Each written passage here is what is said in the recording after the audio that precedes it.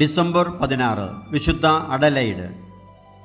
റോമാ സാമ്രാജ്യത്തിൻ്റെ ചക്രവർത്തിയായി മാറിയ ഭക്തയായ ക്രിസ്തീയ രാജകുമാരിയാണ് വിശുദ്ധ അഡലൈഡ്. ജീവിതകാലം മുഴുവൻ തൻ്റെ ക്രിസ്തീയ വിശ്വാസത്തോട് വിശ്വസ്തത പുലർത്തിയ വിശുദ്ധ തനിക്ക് ലഭിച്ച അധികാരവും പദവികളും തിരുസഭയുടെ പുരോഗതിക്കായി ഉപയോഗിച്ചു. ക്രിസ്തുവർഷം 931 ബെർഗണ്ടിയിലെ രാജാവായിരുന്ന റുഡോൾഫ് രണ്ടാമൻ്റെ മകളായി അഡലൈഡ് ജനിച്ചു. യൂറോപ്പിൽ യുദ്ധങ്ങളും അധികാര തർക്കങ്ങളും നടന്നുകൊണ്ടിരുന്ന കാലമായിരുന്നു അത്. അഡലൈഡിന് 2 വയസ്സുള്ളപ്പോൾ കുടുംബങ്ങൾ തമ്മിലുള്ള സമാധാന കരാറിൻ്റെ ഭാഗമായി ഇറ്റലിയിലെ രാജാവായ ഹ്യൂഗിൻ്റെ മകൻ ലോഥയറുമായി അവളുടെ വിവാഹ വാഗ്ദാനം നടത്തി. അവളുടെ 16-ാമത്തെ വയസ്സിലായിരുന്നു അവരുടെ വിവാഹം നടന്നത്.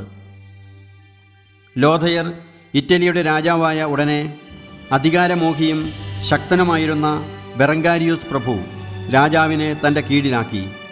താമസിയാതെ തന്നെ ലോഥയർ ആകസ്മികമായി മരിച്ചു. ബെറങ്കാരിയൂസ് പ്രഭു രാജാവിന് വിഷം കൊടുത്തു കൊന്നു എന്നാണ് സംശയിക്കപ്പെടുന്നത്. അങ്ങനെ 19-ാമത്തെ വയസ്സിൽ വിധവയായി തീർന്ന അഡലൈഡിന് എമ്മ എന്നു പേരുള്ള ഒരു മകൾ ഉണ്ടായിരുന്നു. തൻ്റെ മകനെ കൊണ്ട് അഡലൈഡിനെ വിവാഹം കഴിപ്പിച്ചുകൊണ്ട് അധികാരം ഉറപ്പിക്കാൻ ബെറങ്കാരിയൂസ് ശ്രമിച്ചെങ്കിലും അവൾ സമ്മതിച്ചില്ല. ഇറ്റലിയിൽ നിന്നും രക്ഷപ്പെടാൻ ശ്രമിച്ച അഡലൈഡിനെ ബെറങ്കാരിയൂസ് പിടികൂടി ഗാർഡ തടാകത്തിനടുത്ത് തടവിലാക്കി. അവിടെ ക്രൂരമായ അനുഭവങ്ങളാണ് അവൾക്ക് ലഭിച്ചത്. എന്നാൽ അഡലൈഡിൻ്റെ ഉറച്ച ക്രിസ്തീയ വിശ്വാസം ഇതിനെയെല്ലാം ധൈര്യത്തോടെ നേരിടാനുള്ള ശക്തി അവൾക്ക് നൽകി. ദൈവത്തിൻ്റെ അത്ഭുതകരമായ ഇടപെടലിലൂടെ അഡലൈഡ് രക്ഷപ്പെട്ടു. മാർട്ടിൻ എന്നുപേരുള്ള ധീരനായൊരു പുരോഹിതൻ കോട്ടയിൽ വിള്ളലുകളുണ്ടാക്കി അവളെ രക്ഷപ്പെടുത്തി. സമീപത്തെ കാട്ടിൽ ഒളിവിൽ കഴിഞ്ഞ അവർ തടാകത്തിൽ നിന്ന് ലഭിച്ച മത്സ്യം ഭക്ഷണമാക്കി. താമസിയാതെ കനോസയിലെ ഡ്യൂക്ക് ആയ ആൽബർട്ടോ അഡലൈഡിനെ തൻ്റെ കോട്ടയിൽ ഒളിപ്പിച്ചു. അഡലൈഡ് ജർമ്മനിയിലെ രാജാവായിരുന്ന മഹാനായ ഓട്ടോയുടെ സഹായം അഭ്യർത്ഥിച്ചുകൊണ്ട് കത്തയക്കുകയും രാജാവിനെ വിവാഹം കഴിക്കാനുള്ള സന്നദ്ധത അറിയിക്കുകയും ചെയ്തു. ബെറങ്കാരിയൂസിനെ ഇഷ്ടപ്പെടാതിരുന്ന ഇറ്റലിയിലെ പ്രഭുക്കന്മാരും ഓട്ടോയെ ഇറ്റലിയിലേക്ക് ക്ഷണിച്ചു. തുടർന്ന് ബെറങ്കാരിയൂസിനെ പരാജയപ്പെടുത്തിയ ഓട്ടോ ഒന്നാമൻ 951 ക്രിസ്മസ് ദിനത്തിൽ അഡലൈഡിനെ വിവാഹം ചെയ്തു. അഡലൈഡിൻ്റെ ജീവിതത്തിലുണ്ടായ അത്ഭുതകരമായ ദൈവിക ഇടപെടലും അവളുടെ സ്നേഹവും കാരുണ്യവും മനസ്സിലാക്കിയ ജനങ്ങൾ രാജ്ഞിയോട് വലിയ ആദരവും സ്നേഹവും പ്രകടിപ്പിച്ചു. ഇത് ഓട്ടോ രാജാവിന് ഇറ്റലിയിൽ വലിയ പിന്തുണ ലഭിക്കാൻ കാരണമായി. 955 നടന്ന ലെച്ച്ഫെൽഡ് യുദ്ധത്തിൽ ഓട്ടോ ഒന്നാമൻ യൂറോപ്പിലെ ക്രൈസ്തവ സഭയ്ക്ക് ഭീഷണിയായി മാറിയ വിജാതീയരായ ഹംഗേറിയൻസിനെ പരാജയപ്പെടുത്തി.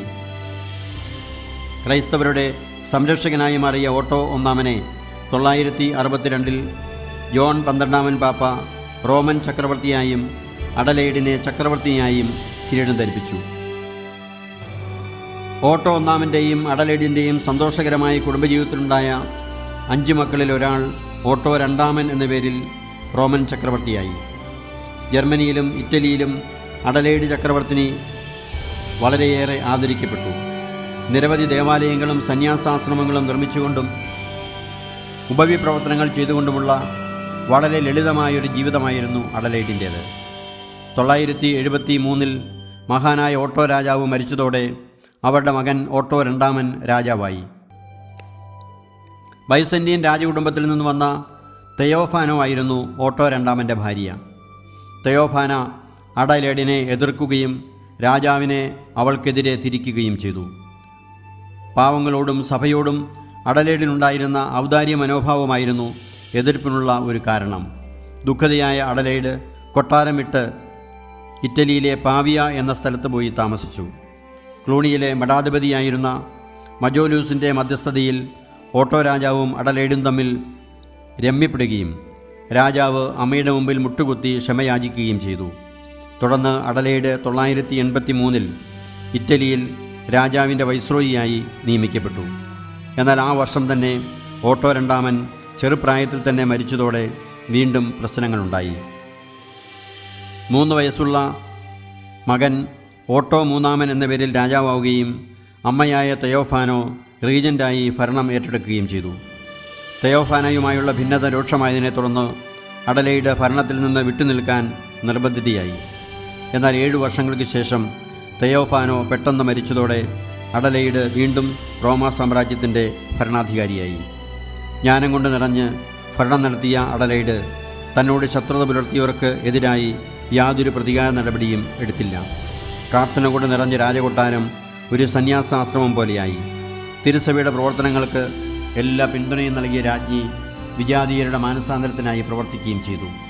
സഭാ പരിഷ്കരണ പ്രസ്ഥാനത്തിൻ്റെ കേന്ദ്രമായിരുന്ന ക്ലൂണി ആശ്രമവുമായും അതിൻ്റെ മഠാധിപതികളായിരുന്ന മജോളസ്, ഓഡിലോ എന്നിവരുമായും അഡലെയ്ഡ് അടുത്ത ബന്ധം പുലർത്തി. 995 ഓട്ടോ മൂന്നാമൻ പ്രായപൂർത്തിയായതോടെ ഭരണത്തിൽ നിന്ന് പിന്മാറിയ അഡലെയ്ഡ് രാജ്ഞി സ്ട്രാസ്ബർഗിന് സമീപം റൈൻ നദിയുടെ തീരത്ത് രാജ്ഞി സ്ഥാപിച്ച സെൽട്സ് ആശ്രമത്തിലേക്ക് താമസം മാറ്റി. അവിടെ വെച്ച് അവർ പുതിയ സ്ഥാനപ്പേര് സ്വീകരിച്ചു. അഡലെയ്ഡ് ദൈവകൃപയാൽ ചക്രവർത്തിനി, യഥാർത്ഥത്തിൽ പാവപ്പെട്ട പാപിയും ദൈവത്തിൻ്റെ ദാസിയും. അക്കാലത്ത് എല്ലാവരും ചെയ്തിരുന്നതുപോലെ ക്രിസ്തുവർഷം 1000 ആണ്ടിൽ ക്രിസ്തുവിൻ്റെ രണ്ടാമത്തെ വരവ് പ്രതീക്ഷിച്ചുകൊണ്ട് വിശുദ്ധ പ്രാർത്ഥനയിലും ധ്യാനത്തിലും കഴിഞ്ഞു. ക്ലൂണിയിലെ ആശ്രമത്തോട് ചേർന്ന് സഭാ നവീകരണങ്ങളിൽ പങ്കാളിയായി. ക്രിസ്തുവർഷം 1000 തികയുന്നതിന് മുമ്പ്, ഏതാനും ദിവസം മുമ്പ്, 999 ഡിസംബർ 16 69-ാമത്തെ വയസ്സിൽ വിശുദ്ധ അഡലെയ്ഡ് സ്വർഗത്തിലേക്ക് യാത്രയായി. ക്ലൂണി ആശ്രമത്തിൻ്റെ മഠാധിപതിയായിരുന്ന വിശുദ്ധ ഓഡിലോയാണ് വിശുദ്ധ അഡലെയ്ഡിൻ്റെ ജീവചരിത്രം ആദ്യം തയ്യാറാക്കിയത്. 1097 അഡലെയ്ഡ് രാജ്ഞി വിശുദ്ധരുടെ ഗണത്തിൽ ചേർക്കപ്പെട്ടു.